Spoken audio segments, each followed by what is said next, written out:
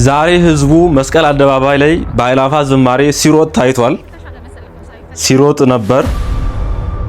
ከቦታው የደረሰኝ ቪዲዮ ነው። ሌሎችም ከአእላፋት ዝማሬ ከመስቀል አደባባይ የደረሱኝ ቪዲዮዎች አሉ። ውድ ቤተሰቦቼ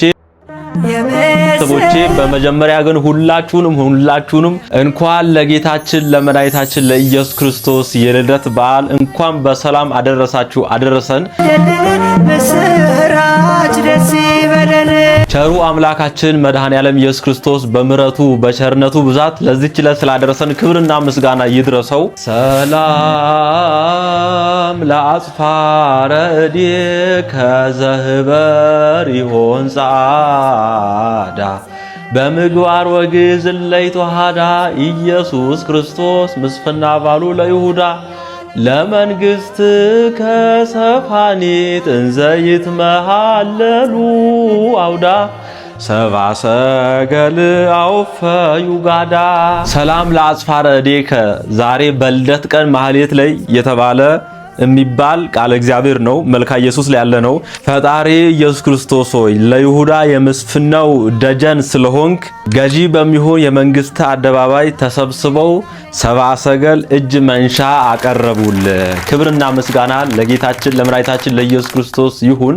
ከምስራቅ በመጡ ነገስታት ከሰብአ ሰገል ወርቅ፣ ዕጣን፣ ከርቤ ለክብሩ መገለጫ የተቀበለው ለእኛ ሲል እኛን ለማዳን ሲል ከላይ እሳትን ከተጎናጸፈበት መንበሩ ወርዶ በላሞች በረት የተወለደልን ጌታችን አምላካችን መድኃኒታችን ኢየሱስ ክርስቶስ ክብርና ምስጋና ይድረሰው። ሁላችሁም ውድ ቤተሰቦቼ ኮሜንት ላይ በዛሬዋ ዕለት የተወለደውን ጌታችን አምላካችን መድኃኒታችን ኢየሱስ ክርስቶስን አመስግኑ። እግዚአብሔር ይመስገን። እንኳን ደረሳችሁ በድጋሚ። እጅግ በጣም ድንቅ የሆኑ ቪዲዮዎች አሉ። ሁሉንም እንመለከታለን። አጠር ያሉ ቪዲዮዎች ናቸው። ለጌታችን ልደት እንማራለን። ስለ እመቤታችን ስለ ቅድስት ድንግል ማርያም እሳተ መለኮትን እንዴት ቻልሹ እያልን ከአባቶች ከመምህራን ጋር እናደንቃለን። ዲያቆን ኃይለ ሚካኤል ነኝ። የትም እንዳትሄዱ ቪዲዮችን ከመስቀል አደባባይ እንዳልኳችሁ የተላኩ ቪዲዮዎች አሉ። አብረን እንመለከታቸው። ለመላው ክርስቲያኖች በሙሉ እንኳን ለብርሃነ ልደቱ አደረሳችሁ። የጌታችን የመድኃኒታችን የኢየሱስ ክርስቶስ በዓለ ልደት መላእክትና ሰው በጋራ ስለ ሰላም የዘመሩበት ትልቅ የበረከት በዓል ነው። እግዚአብሔር አምላካችን ለሀገራችን ለቤተክርስቲያናችን ሰላም የሚወርድበት በዓል ያድርግልን። እንኳን አደረሳችሁ። እንኳን አብሮ አደረሰን። መምህራችን ብዙ እየተሰደብክ ብዙ እየለፋ ያለህ ወንድማችን እግዚአብሔር ካንተ ጋር ይሁን። ድንግል ካንተ ጋር ትሁን። ገና እኮ ደረሰ። አልመጣም እናቴ ለገና በዓል ግን ያምር ነበረ ባንዲ ላይ ብንውል። እንዴት ነው በዓሉ? እንኳን አደረሰሽ። ድምፅሽን ከሰማው ለኔ ተስፋዬ ነሽ። ታስያለሽ እኮ እንዴት ዋለ ብለሽ። በአካል ሳልመጣ በመንፈስ ነው እንጂ ብቸኛ ሆኛለሁ የለኝም ወዳጅ። አውቃለሁ እናቴ እንደምናፍቅሽ ህልሜ ይሳካና እመጣለሁ ላይሽ። ብቻ ወድሻለሁ ሁልጊዜ ሳይቅልኝ እንገናኛለን ፈጣሪ ፈቅዶልኝ። እንኳን አደረሳችሁ። መልካም በዓል። ወዳችኋለሁ። እንኳን አብሮ አደረሰን ወንድማችን። ልብ የሚበላ ግጥም ነው በእውነት። በተለያየ ሀገር በስራ በተለያዩ ምክንያቶች በትምህርት በተለያዩ ምክንያቶች ከቤተሰቦቻችን ጋር በዓል ማክበር ያላልቻልን እንግዲህ በእውነት ልብ የሚነካ ግጥም ነው እና እግዚአብሔር የፈቀደ ቀን ሁላችንም ከቤተሰቦቻችን ጋር እናከብራለን ብዬ ተስፋ አደርጋለሁ። መቼም ተቆራርጠን አንቀርም። እግዚአብሔር ሁላችንም ያገናኘናል። እግዚአብሔር ይመስገን ስለ ሁሉም ነገር። ለሁላችሁም ግን በእውነት መልካም በዓል ልላችሁ ፈልጋለሁ። ይሄን ቪዲዮ ውጭ ሀገር ሆናችሁ በስራ ሳውዲ ያላችሁ ውድ ቤተሰቦች የተለያዩ አሜሪካም ሆነ የተለያዩ የዓለም ክፍል ላይ ሆናችሁ የምታዩ እግዚአብሔር ከናንተ ጋር ነው። ድንግል ማርያም ከናንተ ጋር ናት። አብረን እኛም ቪዲዮ እየሰራን አብረን በዓሉን እናከብራለን።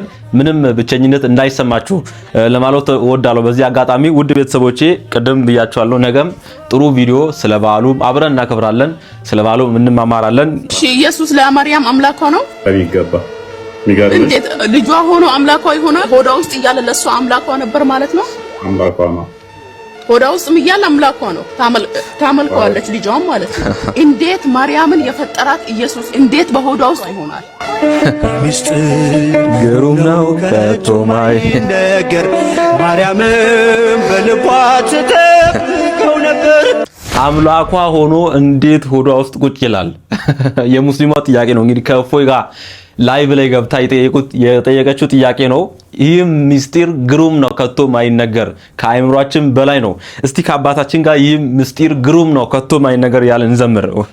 የማይታይ የተዳሰሰ ለሰው በጠባቡ ደረት አዳም መሰለ ገረማት ጠበባት ታናሿን ሙሽራ ተዋህዷልና ቃል ከሥጋ ጋር የምስጢር ግሩም ነው ከቶ ማይነገር ማርያምን በልቧ ትጠብቀው ነበር።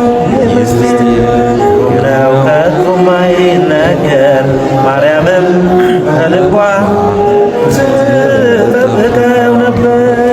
ድንግል ፈጣሪዋን ወለደችው በመጠቅለያም ተቀለለችው። የለምና ስፍራ ለእንግዶች ማረፊያ ግርማ አስተኛቸው በከብቶች ማደሪያ። ከአቅማችን በላይ ነው ይህ ምስጢር። በእውነት በዚህ በደካማ ስጋ በስጋዊ ህይወት እየተመላለስን ልንረዳው የማይቻል ረቂቅ እጹብ ድንቅ የሆነ ምስጢር ነው። በድንግል ማርያም ሆድ ውስጥ በ15 ዓመት ልጅ በ15 ዓመት ብላቴና ላይ የተደረገው ምስጢር ከአይምሮ በላይ ነው እና ይህ ምስጢር ግሩም ነው እያለን እግዚአብሔርን እያደነቅን እናልፋለን። ቅድም ሙስሊሟ እንግዲህ ከአይምሮ በላይ ሆኖ ፎይን ላይቭ ላይ እንዴት ሊሆን ይችላል እያለች ትጠይቅ ነበር። የኔ እናት እኛም አናውቅም፣ ምስጢሩ ግሩም ነው። ክርስቲያኖች ሆይ ደስ ይበላችሁ፣ ንጉሥ ተወልዶላችኋልና። ደስ ይበላችሁ። ፍጹም መንግስት ያለው ንጉሥ ዘይኮንን ወልድ ፍጹም መድኃኒዓለም ዓለምን ሁሉ የሚያድን መንግስቱ ፍጹም የሆነ ንጉሥ ክርስቶስ ተወልዶላችኋል።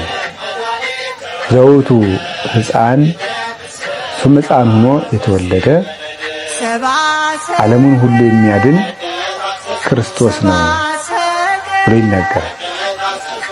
እነሆ ዛሬ ታላቁ ደስታችን ነው አለ ቅዱስ ያሬድ። ለምን ስንለው እስመ ተወልደ መድኃኒነ መድኃኒታችን ኢየሱስ ክርስቶስ ተወልዷልና። ሊቁ ይህንን ቃል የወሰደው የሉቃስ ወንጌል ምዕራፍ 2 ቁጥር 10 ላይ የልደት ዕለት ቅዱሳን መላእክት የተናገሩትን ነው። መልአኩ ለእረኞቹ ሂዶ የተፍረሁ እስመ አብየ ዜና እዜንወክሙ ታላቅ የምስራች እነግራችኋለሁና ፍስሐ ዘይከውን ለክሙ ወለኩሉ ዓለም ለዓለሙም ለእናንተ ሁሉ የሚሆን ደስታ እነግራችኋለሁ እና እስመ ተወልደ ለክሙ ዮም መድኅን ዘውቱ ክርስቶስ እግዚ ቡሩክ በሀገረ ዳዊት በዳዊት ሀገር መድኃኒት ተወልዶላችኋልና ይኸውም ቡሩክ ጌታ ክርስቶስ ነው ብሎ የተናገረውን አብየ ዜና ዜንወክሙ ፍስሐ ለይከውን ለክሙ ወለኩሉ ዓለም ለእናንተም ለዓለሙ ሁሉ የሚበቃ ደስታ እነግራችኋለሁ ብሎ የተናገረውን ቅዱስ ያሬድ ወስዶ ዛሬ ታላቁ ደስታችን ነው።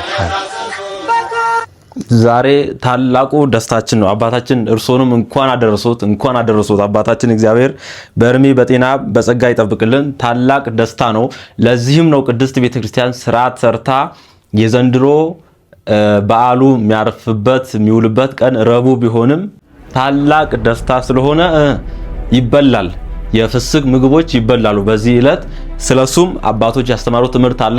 መጨረሻ ላይ እሱንም እንማማራለን። ውድ ቤተሰቦቼ ቪዲዮ ላይክ አድርጉ፣ ሰብስክራይብ ያላደረጋችሁ ኦርቶዶክስ ቲቪ ሰብስክራይብ አድርጉ። እንዲህ የቅድስት ቤተክርስቲያንን ትምህርቶች የምንማርበት መንፈሳዊ ቻናል ነው። በዚህ አጋጣሚ እጅግ በጣም ሁላችሁንም ላመሰግናችሁ እወዳለሁ። 100 ሺህ ገብተናል። ክብርና ምስጋና ለመድኃኔዓለም ይሁን። አሁንም ሰብስክራይብ አድርጉ፣ ቪዲዮን ሼር አድርጉት። ያለ መድኃኒት የአእላፋ ዝማሬ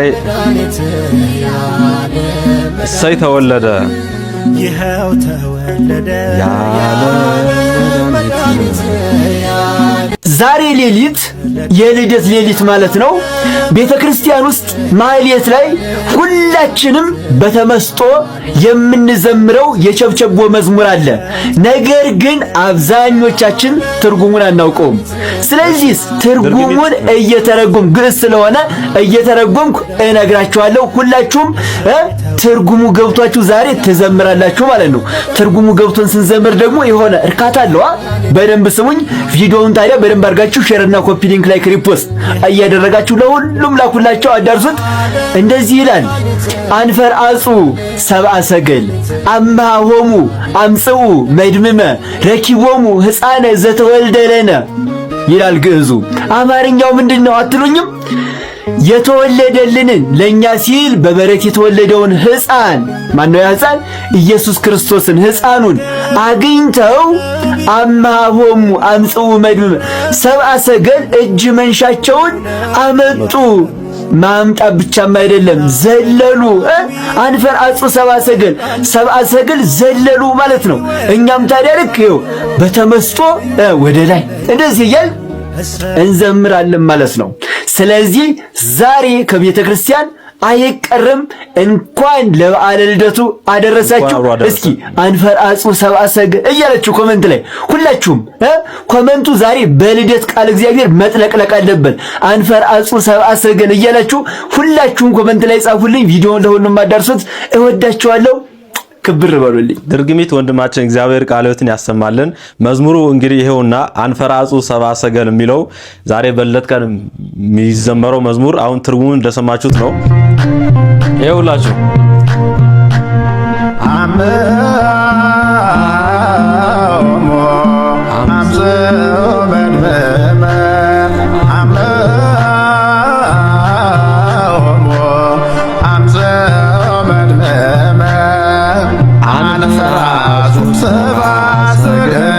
አብረን እንዘምር። አንፈር አጹ ሰብአ ሰገል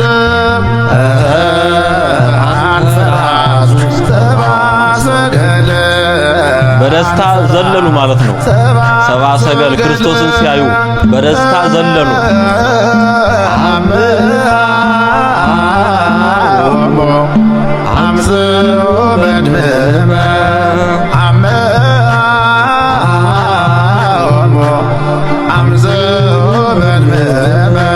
እጅግ በጣም ደስ በሚል ተመስጦ የሚዘመር መዝሙር ነው። እግዚአብሔር ይመስገን። አሁንም በድጋሚ ውድ ቤተሰቦቼ እንኳን አደረሳችሁ ከልደት ሁሉ በላይ ለሆነው ልደት ለጌታችን ለመድኃኒታችን ለኢየሱስ ክርስቶስ ልደት። ውድ ቤተሰቦቼ አሁንም አጠራጠር ያሉ ቪዲዮዎች አሉ። እነሱን ተመልክተን ቪዲዮአችንን እንጨርሳለን። እንኳን ድንግል ማርያም የኔ አይን የእናንተም አይን ማለት ነው እንዳይከፋችሁ ሳይሰበር ሰውን ከነግሩ ማስገባት ይችላል። ላንግባባ እንችላለን። ምክንያቱም ገባው እንዴ እንዳይል ሰው ማለት ነው። ያማል ሰውየውን ስናየው ከራስ ጸጉሩ እስከ እግር ጥፍሩ ትልልቁ ፎቅ ሁሉ አይናችን ውስጥ ቁጭ ብሎ ይታያል። እዚህ ጋር ብናየው አሁን ማለት ነው። ይኸው እዚያና እዚህ አለን አሁን ማለት ነው። ይኸው አለን ማለት ነው። ቦታዬን ሳለቅ አይን ውስጥ አለው። ደግሞ ከአይን ውስጥ ሳልወጣ ደግሞ ቦታዬ ላይ አለው ማለት ነው። ቦታው ከአብ አንድነት ሳይለይ በድንግል ማርያም ማይጸን አለ። ድንግልናዋን ሳይሽር ተጸነሰ። በድንግል ማርያም ማይጸን ሳለ ደግሞ ከአብ አንድነት አልተለየም። አምላክም ሰውም ነው ስንል እሱን ነው የሚያስረዳው። ስለዚህ ምንን ትሰብክልናለች ከተባለ በዚያ በድንግልና የማይለወጥ ልጇን የማይለወጥ ድንግልና እንዳላት ወደ ሰውነት ያልተለወጠ ልጅ አላት፣ ወደ አምላክነትም ያልተለወጠ ልጅ አላት። ሰውም አምላክም የሆነ ልጅ አላት ማለታችን። ከዛ ሊቃውንቱ ምን ይላሉ?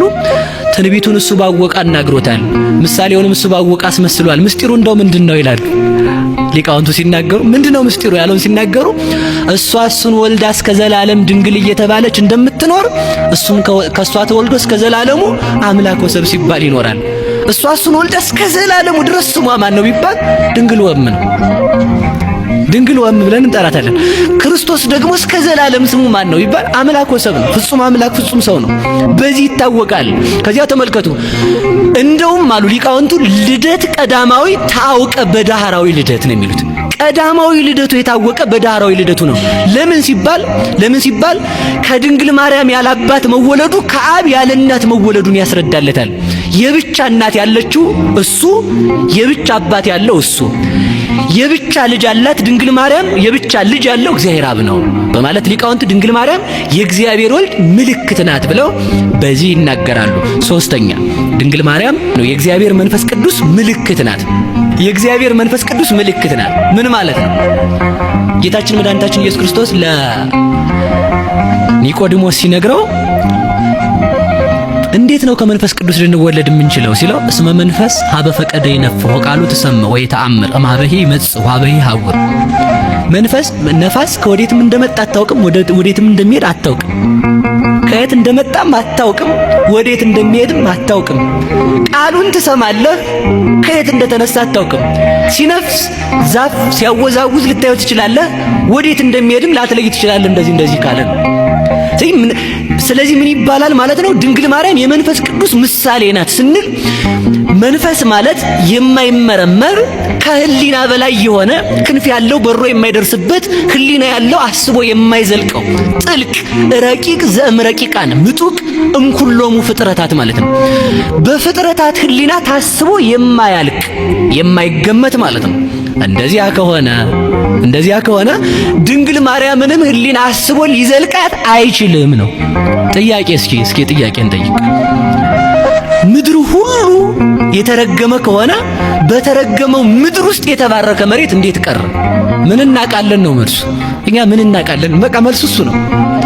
እንዳለ ቁርጥ አባ ገብረ ኪዳን የሚመስሉኝ ለኔ ብቻ ነው በእውነት እኒ መምህር እጅግ በጣም ቁርጥ እውነት አባ ገብረ ኪዳን ንግራቸው አቋሆናቸው እውነት ብቻ እጅግ በጣም ድንቅ የሆኑ መምህር ናቸው።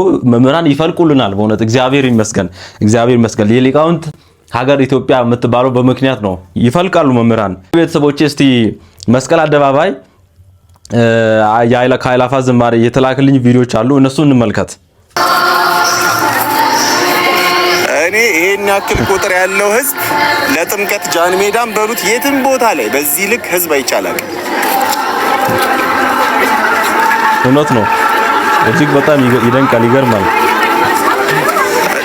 ከዚህ ማለፍ አይቻልም። ከድንኳን ውስጥ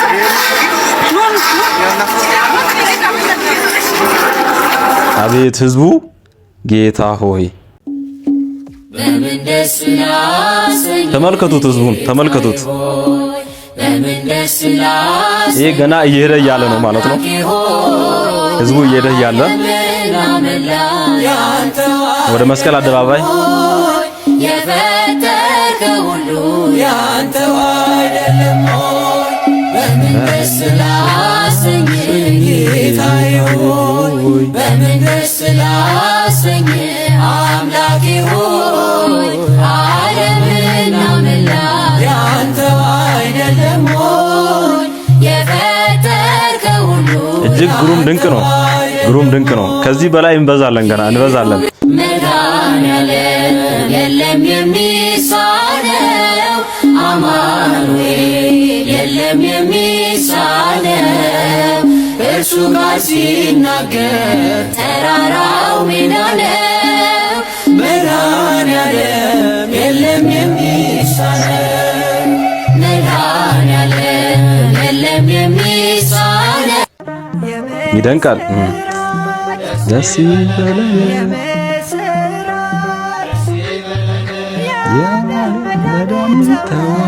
እጅግ በጣም ግሩም ድንቅ ነው። እጅግ በጣም ግሩም ድንቅ ነው በእውነት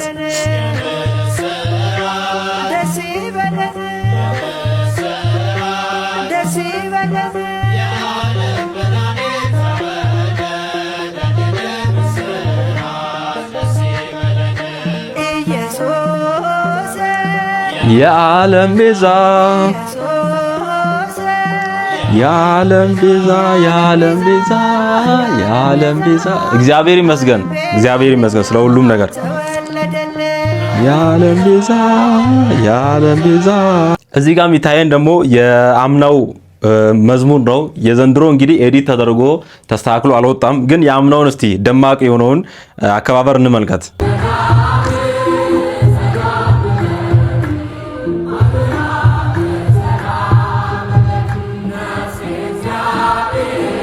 ሰላም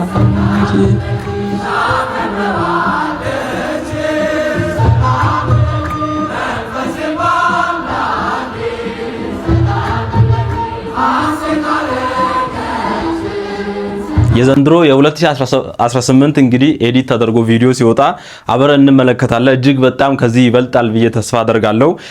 ውድ ቤተሰቦች እዚህ ጋር አንድ ቪዲዮ ይታየኛል። ብዙዎች የተቀባበሉት አንድ ቪዲዮ ነው። ሰዎች ሲሮጡ ነበር መስቀል አደባባይ ላይ። እቺን ቪዲዮ እንመልከት እስቲ። ይሄ ሁሉ ሰው የሚሮጠው ጋይስ ለመሰለፍ ነው። እሺ አይ ሚን ለፍተሻ ለመሰለፍ ነው። ሳይፈተሹ መግባት ስለማይቻል አሁን ሁሉ ሰው ተፈትሾ ነው የሚገባው። ሰው ደግሞ እየሮጠ ነው የሚሄደው ቀድሞ ተፈትሾ ቀድሞ ለመግባት ወሰውፈን ይገርማል። በእንዲህ መልኩ ነው እንግዲህ ሰው በሩጫ በስመ አብ ወልድ። አዲስ አበባ ነጭ በነጭ ሀጫ በረዶ መስላለች። አስፋልቷን በአጠቃላይ እንግዲህ ተፈትሾ ያው ስለሚገባ ቀድሞ ሰልፍ ይዞ ከዛ ቶሎ ለመግባት ነው እንግዲህ ሰው የሚሮጠው። እግዚአብሔር በሰላም ያስፈጽመን። በእውነት እጅግ በጣም ይገርማል። በእውነት የሰው ብዛት በስመ አብ ወልድ። የዛሬ 2 ዓመት የአእላፋት ዝማሬ በመስቀል አደባባይ ሊካሄድ ነው ሲባል በጣም ሰው ሁሉ ጓግቶ ነበረ። ከዛ በመስቀል አደባባይ አልተሳካም እና የዚህ መርሃ ግብር አዘጋጆች የመጨረሻ ብልጥ መሆናቸውን የምናውቀው አለቃቅሰው አልተውትም። ጃንሜዳን አሰቡና ፕላን ኤ፣ ፕላን ቢ፣ ፕላን ሲ ብለው እንደተዘጋጁ በጣም ያስታውቅ ነበርና ጃንሆይ ሜዳ ላይ አሰቡ። ጃንሆይ ሜዳም አልተሳካምና አለቃቅሰው አሁንም አልተውትም። በስተመጨረሻ ቦሌ መድኃኔዓለም አደረጉትና ቦሌ መድኃኔዓለም እንኳን ባይሳካ ራሱ ጌታችን መድኃኒታችን ኢየሱስ ክርስቶስ የተወለደው በከብቶች በረት ነውና እስከ ከብቶች በረት ድረስ ሄደን የአእላፋትን ዝማሬ እናቀርባለን እንጂ በምንም ታምር አናቋርጠውም ብለው ተነሱ። በስተመጨረሻ በቦሌ መድኃኔዓለም ተሳካና የዛለት ተካሄደና በጣም አሁንም ብልጥ መሆናቸውን የምናውቀው ነገር ምንድነው? አሸናፊዎች ናቸውና በዚህ ዓመት እንግዲህ በመስቀል አደባባይ ለመጀመሪያ ጊዜ ሊካሄድ ነውና ያሸነፉበት መንገድ እጅግ በጣም ጥበብ የተሞላበት ነበር። አምና ካስታወሳችሁ ቦሌ መድኃኔዓለም ግቢው ሞልቶ ከግቢው ቁጥር በማይተናነስ መልኩ መንገድ ላይ ህዝቡ ነበርና ውጭ ላይ ራሱ ስክሪን አላደረጉም። ለምን እንደሆነ ታውቃላችሁ? ስክሪን አደረጉ ማለት መንገድ ዘጉ ማለት ነውና መንግስት በራሱ ጊዜ ማለት ነው እንዲፈቅድላቸው ያን ነገር አላደረጉምና ህዝቡ ግን መንገዱን ዘጋው። በቃ ምንም አማራጭ የለውም። ስለዚህ በዚህ ዓመት ደግሞ የበለጠ መጨናነቁ እየባሰ ይመጣልና መንግስት በራሱ ጊዜ መስቀል አደባባይን ፈቅዷል ማለት ነው።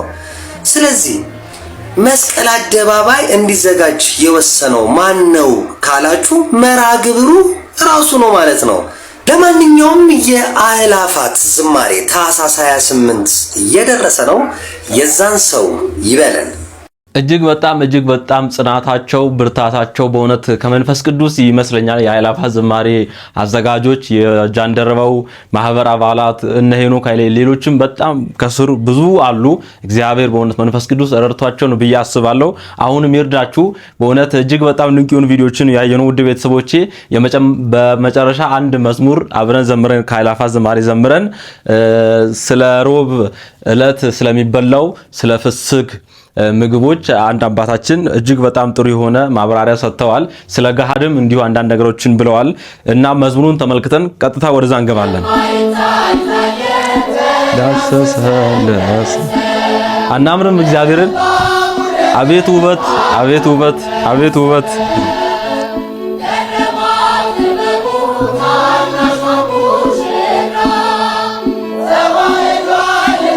ቃል ከስጋ ጋራ የምስጢር ግሩም ነው ከቶ ማይነገር። ማርያም በልቧ ትጠብቀው ነበር። የምስጢር ግሩም ነው ከቶ ማይነገር። ማርያም በልቧ ትጠብቀው ነበር። ድንግል ፈጣሪዋን ወለደችው።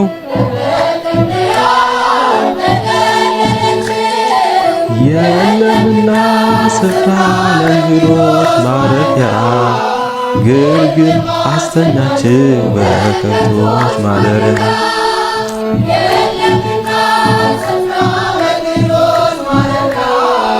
ግርግም አስተኛችው በከብቶች ማደሪያ፣ ግርግም አስተኛችው በከብቶች ማደሪያ። ዛሬ ቪዲዮአችንን ስንጀምር ይህ ምስጢር ግሩም ነው ከቶ ማይነገር እያልን ነው የጀመርነው። የጨረስነውም ይህ ምስጢር ግሩም ነው። አሁንም ከአቅማችን ከአእምሯችን በላይ ነው። በ15 ዓመት ብላቴና ላይ ሆዷ ላይ የተፈጸመው ምስጢር ብለን እግዚአብሔርን እያደነቅን ግሩም ድንቅ በስራው ግሩም ድንቅ የሆነ እግዚአብሔርን እያመሰገንን እያደነቅን የዛሬ ቪዲዮአችንን ጨርሰናል። ውድ ቤተሰቦች አጠር ያለ ቪዲዮ ነው እንግዲህ እንደተመለከታችሁት። ነገ እግዚአብሔር ከፈቀደ ድንግል ከፈቀደች በሰፊው ስለ በዓሉ ስለ ሌሎች ትምህርቶችንም ይዤ እመጣለሁ። ዲያቆን ኃይለ ሚካኤል ነበርኩ። ኦርቶዶክስ ቲዩብን እስከዛሬ ሰብስክራይብ ካላደረጋችሁ ሰብስክራይብ አድርጉ፣ ቪዲዮን ሼር አድርጉ ለብዙዎች እንዲደርስ። አጠር ያለች የአባታችንን ትምህርት እጋብዛችኋለሁ፣ ተመልከቱልኝ። የልደት ወይም የገና የሚቆርቡ ሰዎች ማክሰኞ ስንት ሰዓት ነው ምግብ የሚመገቡት የሚል ጥያቄ ደርሶኛል። ይህንን ጥያቄ ለመመለስ መጥቻለሁ። ለሁሉም ሰው እንዲዳረስ ሸር፣ ኮፒ ሊንክ፣ ፎሎው አድርጉ። እንግዲህ የገና የሚቆርቡ ሰዎች ማክሰኞ ምግብ መመገብ አይችሉም። አጭር መልስ።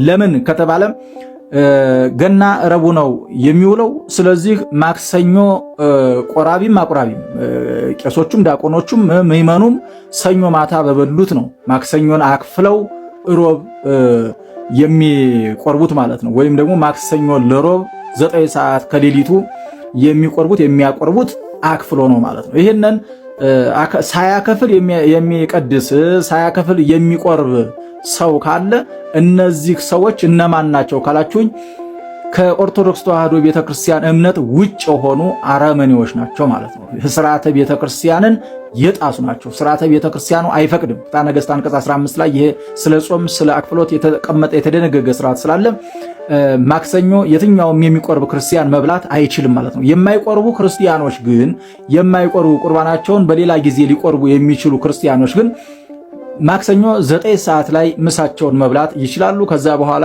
ወደ ቤተክርስቲያን ገብተው የሚችሉ በማህሌት በመቅደስ ያገለግላሉ። የማይችሉ በቤተክርስቲያኑ አጥር ግቢ ሆነው ቅዳሴያቸውን አስቀድሰው በዓላቸውን አክብረው ወደ ቤታቸው መመለስ ይችላሉ ማለት ነው። ነገር ግን የሚቆርቡና የሚያቆርቡ ቀዳሾቹ ካህናትና እንደዚሁም ደግሞ ቆራቢዎቹ ምዕመናን ማክሰኞ ምግብ አይበሉም። በቃ ይሄ የአክፍሎት ቀን ነው ማለት ነው። ይሄ ብቻ አይደለም። ጥምቀት እንደዚሁ ጥምቀትም ማክሰኞ፣ ረቡዕ፣ ሐሙስ፣ ዓርብ በሚውልበት ሰዓትም አክፍለው ነው የሚቀድሱት ማለት ነው። የአሁኑ ጥምቀት ግን ሰኞ ስለሆነ እሑድ ጧት ቁርሳቸውን የመብላት መብት አላቸው ማለት ነው። ሌላው ሕፃናት አክፍለው ነው ወይ የሚጠመቁት የሚል ጥያቄም ደርሶ ሕፃናት እንኳን ሊያከፍሉ ይቅርና ስርዓተ ቅዳሴው እየደረሰ ስርዓተ መጽሐፈ ክርስትናው እየተደገመ ልክ ቄሱ ልብሳቸውን አውልቀው ሕፃናቱ ጸበል የጥምቀቱን ጸበል እስከሚጠመቁ ድረስ ይጠባሉ። ከተጠመቁ በኋላ እስኪቆርቡ ድረስ ብቻ ነው የሚከለከቱ። ያቺ ጊዜ ምንድነው የምትባለው? ይሄ ምንድነው? ሳይጾሙ መቁረብ ስለማይቻል ያችን ጊዜያቸውን ሕፃናቱ 1 ሰዓት ልትሆን ትችላለች፣ 1 ሰዓት ተኩል ልትሆን ትችላለች። ያችን ሰዓት ብቻ ልክ እንደ ጾም ይወስዷታል ማለት ነው። ሕፃናቱ እንደ ጾም ትወሰዳለች። ያችን ይቆያሉ። ሌላ ጊዜ ደግሞ ምንድነው? ሕፃናት ለምሳሌ ጡት የሚጠቡ ሕፃናት ስናቆርባቸው 2 ዓመት የ1 ዓመት ሊሆኑ ይችላሉ። ማታ በበሉት ነው ወይ? አዎ ማታ በበሉት ነው። ነገር ግን የሚጠቡ ሕፃናት አሃዱ እስከሚባል ድረስ እየጠቡ አሃዱ ሲባል ከቤተክርስቲያን ገብተው ያስቀድሱ የለ ከዛ በኋላ መብላት አይችሉም ማለት ነው። ጡት ያቆሙትስ እንዴት ነው ከተባለ ጧት ነው መቁረብ የሚገባቸው። ማታ በበሉት ነው የሚቆርቡት። ማታ ራታቸውን በልተው ነው የተኙት። ከዛ በኋላ ጧት ቅዳሴው እስኪያልቅ ድረስ ሕፃናቱ ምንም ምግብ አይበሉም ማለት ነው። ጡት የጣሉ ሕፃናት 7 ዓመት የሞላቸው ከዛ በላይ የሆኑ ሕፃናት ደግሞ ጾመው ነው የሚቆርቡት። 7 ዓመት ዕድሜያቸው የሞሉ ሕፃናት ይጾማሉ ማለት ነው። ጾሙ በልካቸው ሆኖ ነፍስ አባትየው እዛው እንግዲህ የሚችሉትን ያህል ያደርጋሉ፣ ይጾማሉ። ከዛ በኋላ እስከ 9 ሰዓት ከ7 ዓመት በኋላ ዕድሜ ያለው ሰው እስከ 9 ሰዓት እንዲጾም አዋጅ ታውጇል። ነገር ግን መለማመድ ያስፈልጋል። መጀመሪያ ሕፃናቶችን ጾም ማለማመድ ያስፈልጋል። ከዚህ በቅዳሴው ስርዓት በማህሌቱ ስርዓት እያደረጉ ጾም ማለማመድ ያስፈልጋልና 7 ዓመት እስኪሞላቸው ድረስ ያሉት መቁረብ የሚችሉ ጧት ብቻ ነው። ማታ ይበላሉ፣ ጧት እስከ ቅዳሴ ማብቂያ ድረስ ይቆርባሉ ማለት ነው። ማታ ይበላሉ። እንደዛ እያደረጉ እስከ 7ኛው ዓመታቸው ድረስ ይችን ያደርጋሉ። ጧት ነው የሚቆርቡት። ከሰዓት መቁረብ አይችሉም እነዚህ ሕፃናት፣ ምክንያቱም አቅማቸው አይፈቅድም። እስከ 9 ሰዓት ማታ በበሉት እስከ 9 ሰዓት መቆየት ስለማይችሉ ማለት ነውና ስለዚህ ይሄንን ላልሰማ ሰው አሰሙልኝ። የልዑል እግዚአብሔር ቸርነት ከሁላችን ጋር ይሁን።